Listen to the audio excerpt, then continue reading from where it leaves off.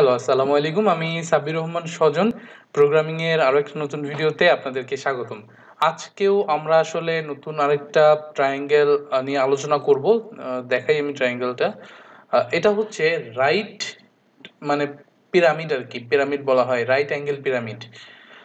তো এই জিনিসটা আমরা বানাইতে গেলে আমাদেরকে আসলে কয়েকটা জিনিস একটু চিন্তা ভাবনা করে দেখতে হবে ব্যাপারটা নিয়ে। দেখেন এইখানে আমরা যেটা বানাচ্ছি এটা আমাদের কিন্তু আগের থেকেই কিন্তু বেশ পরিচিত একটা জিনিস। এই পরিচিত কিভাবে? আপনি জাস্ট এতটুকু চিন্তা করেন, এই যে এখান থেকে শুরু করেন, এখান থেকে শুরু করে এতটুকু চিন্তা করে দেখেন। এই যে এইটা আমি আঁকতেছি, খুব একটা ভালো হচ্ছে না, কিন্তু আপনি এটা চিন্তা করে দেখেন। এটা আপনি এর আগেও কিন্তু এই ধরনের ট্রায়াঙ্গেলের সাথে আপনি পরিচিত, এই ধরনের স্টার ট্রায়াঙ্গেল অনেক আগেও করে আসছেন। আমি এটার লিঙ্কটা যে উপরে দিয়ে দিচ্ছি, একটু দেখে আসতে পারেন। আর নিচে একটা দেখেন, এইটাও কিন্তু আমরা করেছিলাম, এটাও কিন্তু ইনভার্টেড ট্রায়াঙ্গেল কিন্তু আমরা এর আগে বানাইছিলাম। তো ইনভার্টেড ট্রায়াঙ্গেল কিন্তু এর আগে আমরা বানাইছিলাম। তো এইখানে একটা জিনিস পরিচিত পাচ্ছেন, সেই জিনিসটা হচ্ছে এখানে দুইটা ট্রায়াঙ্গেল নিয়ে একটা কিন্তু পিরামিড হয়েছে। যেমন এইটা একটা, এটা একটা। আমি যদি আলাদা করি জিনিসটাকে, আমি যদি দেখাই যে n যদি 5 হয় তাহলে এই ধরনের একটা পিরামিড প্রিন্ট করো। আবার n যদি 5 হয় তাহলে এই ধরনের আরেকটা পিরামিড প্রিন্ট করব। তো এখানে কিন্তু দুইটা জিনিস আছে। একটা হচ্ছে n = 5 হলে এই যে ইনভার্টেড, এবং এখানে দেখা যাচ্ছে এখানে রো কয়টা, এখানে কিন্তু চারটা রো প্রিন্ট হয়েছে। তার মানে এখানে এটা একটা প্রিন্ট হবে এবং সাথে n = 5 হলে এই একটা প্রিন্ট হবে। এটা আমাদের একদম বেসিক স্ট্রাকচার, আমরা সবসময় কিন্তু জেনে আসছি। আমরা এখন তাহলে সরাসরি কোডিং এ চলে যাই, তাহলে বুঝতে আরো বেশি ক্লিয়ার হয়ে যাবে। তো আমাদের টার্গেটটা আগেও বলে দিই, আমাদের টার্গেটটা হচ্ছে এমন একটা পিরামিড বানানো যেটা দুইটা পিরামিডের সমন্বয়ে তৈরি হবে, এইটা এবং এইটা। তো চলে যাচ্ছি আমরা, বেসিক ফর্মটা লিখে নেই।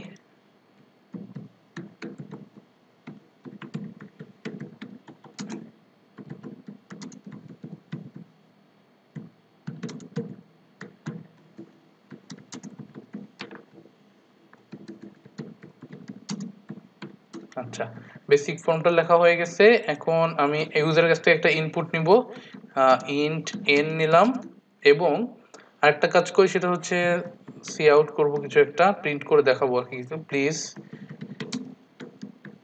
ইনপুটে নাম্বার, একটা নাম্বার ইনপুট নিব, cnn। আমাদের ইনপুটের কাজ শেষ। এখন আমরা আমাদের বেসিক, আমরা ফর লুপ থেকে শুরু করব। আমরা দুইটা লুপ বানাবো। প্রথম লুপটা হবে আমাদের রো প্রিন্ট করবে, দ্বিতীয়টা হবে কলাম। তো প্রথম ফর লুপটা প্রিন্ট করি, ফর,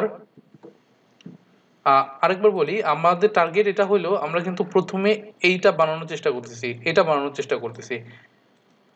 তো ফর ইন্ট I = 0, 0 না 1, I <= n, মানে যেহেতু আমাদের 5 বার প্রিন্ট হবে এজন্য n পর্যন্ত নিলাম। যে 5 তো মেইন কথা না, মানে n পর্যন্ত যাবে আসলে। I++। এর ভিতরে আরেকটা ফর লুপ হবে, সেটা হচ্ছে কলামগুলোকে প্রিন্ট করবে। তো এটা হচ্ছে ইন্ট জে, মানে আমি i কে ধরলাম হচ্ছে রো হিসেবে এবং j কে ধরলাম হচ্ছে কলাম হিসেবে।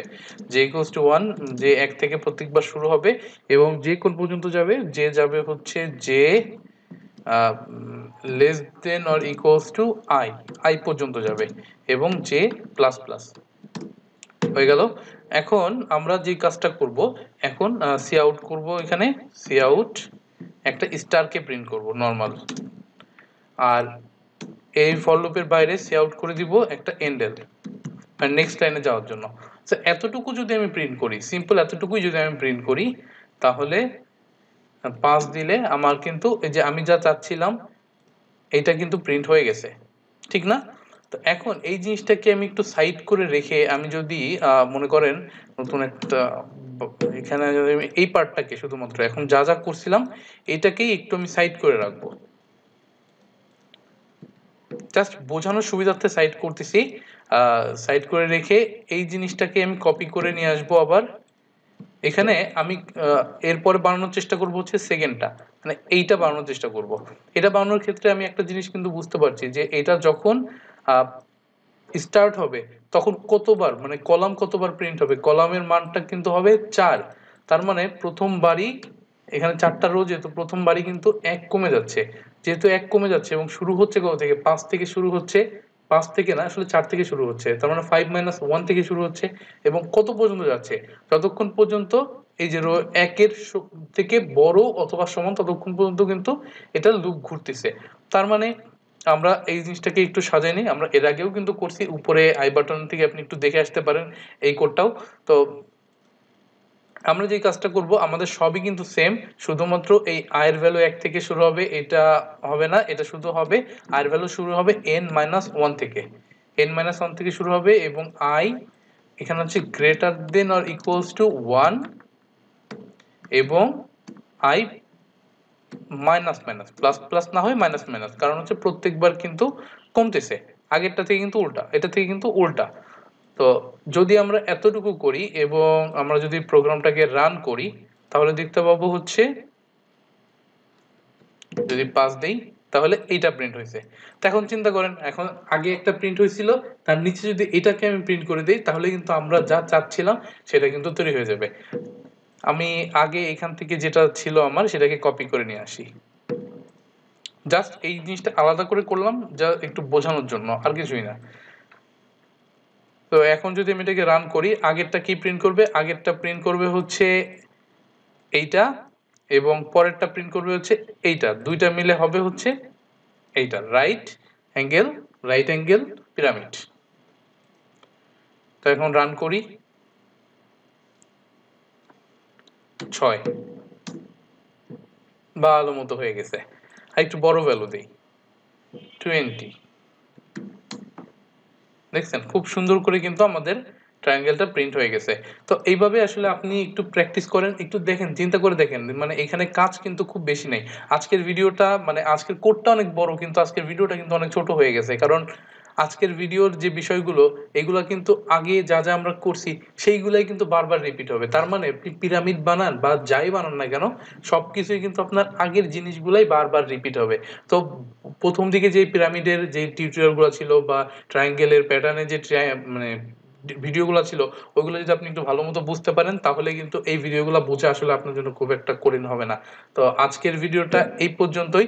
নেক্সট ভিডিওতে এইটারই আসলে আমরা আরো কিছু মডিফিকেশন দেখব, কিভাবে আমরা এটাকে আরো কয়েকভাবে চেঞ্জ করে করে করতে পারি। তো টেক কেয়ার, পরের ভিডিওতে দেখা হচ্ছে আপনার সাথে।